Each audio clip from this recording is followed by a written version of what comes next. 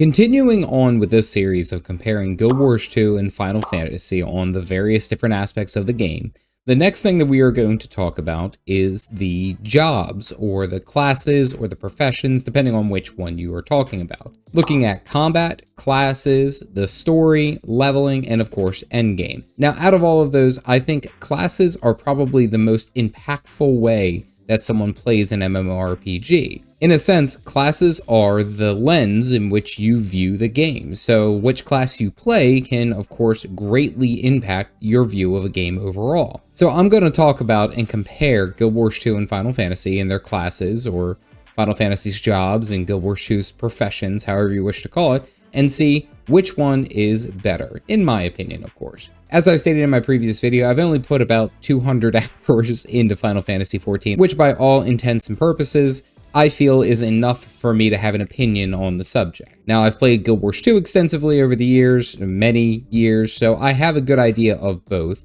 and I'd like to compare them one-on-one. So let's go ahead and take a look at Final Fantasy's classes, or jobs. So starting out with Final Fantasy XIV, the classes in this game, the jobs in this game, are very flexible, but then also very rigid. And yes, I understand how contradictory that statement is, but let me explain. So each one of the classes fits a specific role within group composition. Group composition is one of the most important things within this game. You have about 5 different roles that you can fit in any different group.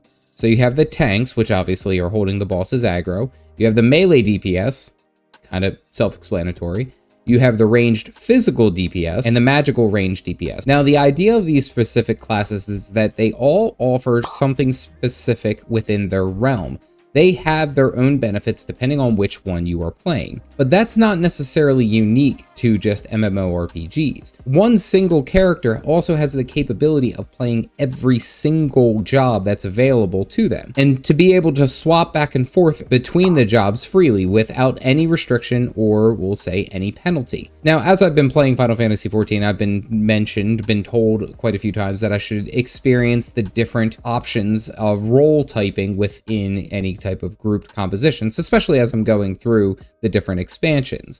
I'm actually eyeing up either physical or magic range DPS for my playthrough of Stormblood, which is the second expansion. Now, what's really unique about Final Fantasy XIV, and especially the way that the classes are set up, is that there is no meta. There is no, okay, the Dragoon is the best DPS right now, and, you know, the best magic DPS is a Black Mage, or, you know, there's no fluctuations really like that. It is essentially everything that you would need within your spec, or within your class, is in that toolkit. And it's up to you to perform up to the possible capabilities given your class, given your gear.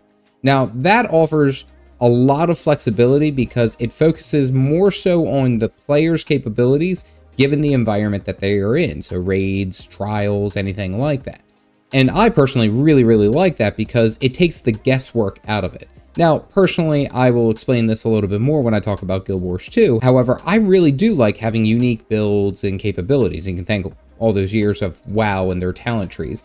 But the idea of it is that with Final Fantasy, you can just essentially line up what you want to play and play it based off of the maximum capabilities of that class, and then you're free to go. Do as best as you can given the same tools that everyone else has. And that offers a certain level of standard, and it kind of actually removes, we'll say, a little bit of like meta farming or any kind of like toxic capabilities back and forth, which I'm sure still happen in MMORPGs, and especially here in Final Fantasy XIV. I'm sure it still happens.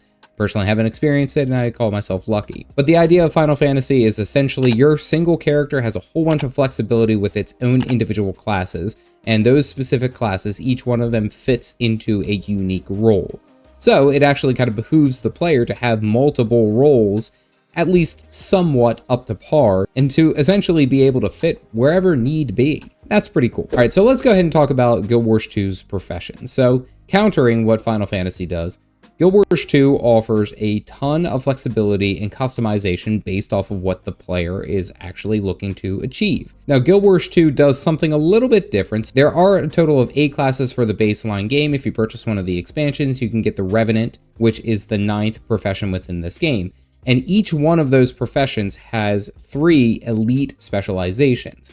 Now, the professions themselves are fully functioning and they do what they need to, but there's a lot of customization that goes into their own capabilities. An elementalist with the same weapon and the same gear level as another elementalist could have vastly different damage output or healing output based off of the build that they have. And there's a lot of customization that goes into it. And typically in Guild Wars 2, there's really only a support role or a DPS role. Now the DPS roles get broken down into specific boon uptime or buff uptime capable classes. So they're looking at alacrity or they're looking at quickness. Quickness just simply makes everything move faster, and alacrity reduces the cooldown of all of your abilities.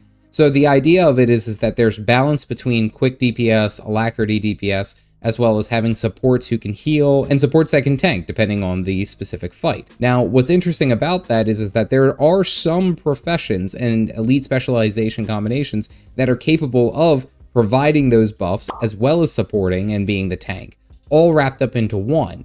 And it offers that kind of like all-in support. However, there's also somewhat of a meta as far as the build capabilities go. Now that applies for DPS, that applies for the support. There's all sorts of resources that are made available to show what is performing the best at any given time based off of either the most recent, we'll say, game update or balance patch, what have you. One website that comes to mind is like Snowcrows. They do nothing but like the peak capability of that given patch in that given time, and they keep their things pretty up to date. But having said all that, the classes themselves do offer quite a bit of versatility depending on what you want to play and how you wish to play it.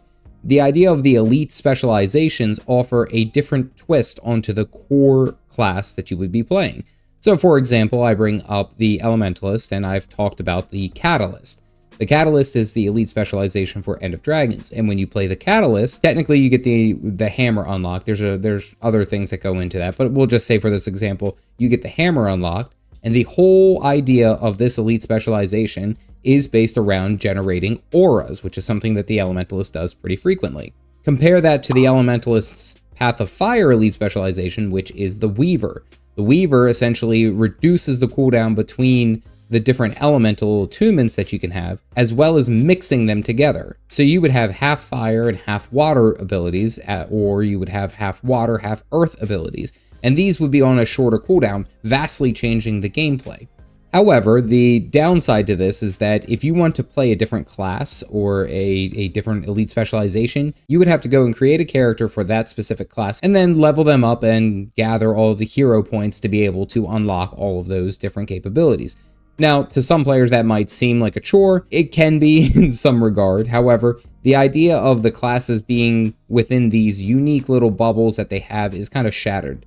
A lot of the elite specializations share symmetry with what you would see for the core specialization. And as you go through, you'll find that there are certain abilities that work better with your specific build, which then kind of relates to how their endgame will be. And that's a different topic for a different video. However, I will say that given that there is quite a bit of flexibility and customization across the classes and the builds and the gear and everything else that goes into it, there's a wide variety of skill and capabilities between one particular player to another. So when we look at Guild Wars 2's classes, we have to look at, what is the unique take? Is it an Elementalist, which is throwing all the different elements? Or is it a Mesmer that has a bunch of different illusions jumping back and forth?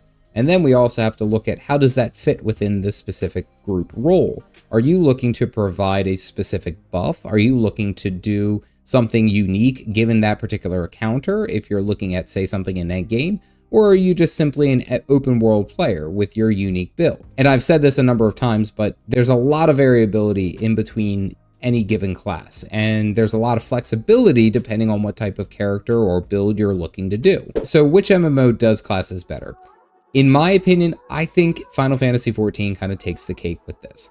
Now, it isn't to say that I don't enjoy Guild Wars 2's customization. It isn't to say that it doesn't offer that sense of freedom and personal choice.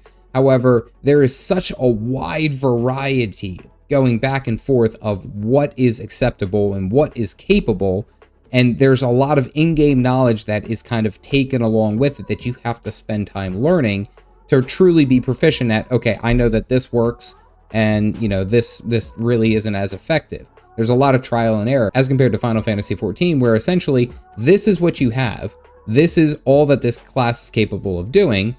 Make it happen. Figure it out. And they really do essentially line up everything that you need to know as the class is being leveled. So I liked that because then it puts the pressure of performance onto the player rather than what is just hot this particular month. The Dragoon has every tool at its disposal ready to go, and then it's up to the player. I like that personability. And not to mention the freedom of being able to swap back and forth between the individual jobs. I really find that level of convenience like top notch. I don't have to level all the way through, all the way to max, and then unlock the elite specializations after creating a new character. Guild Wars 2 also has kind of a downfall with offering a bunch of different character slots that you have to purchase after purchasing the game. It's a level of convenience that I've actually very, very much enjoyed from Final Fantasy. Now that of course doesn't mean that I dislike anything that Guild Wars 2 does with its customizations. I've come out with some really wonky builds.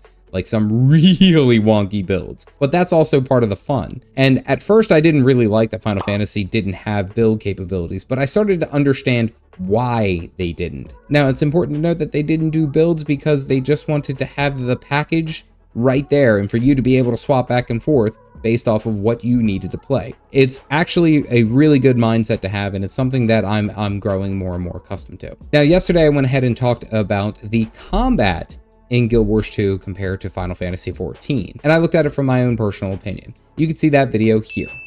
Otherwise, stay caffeinated, folks.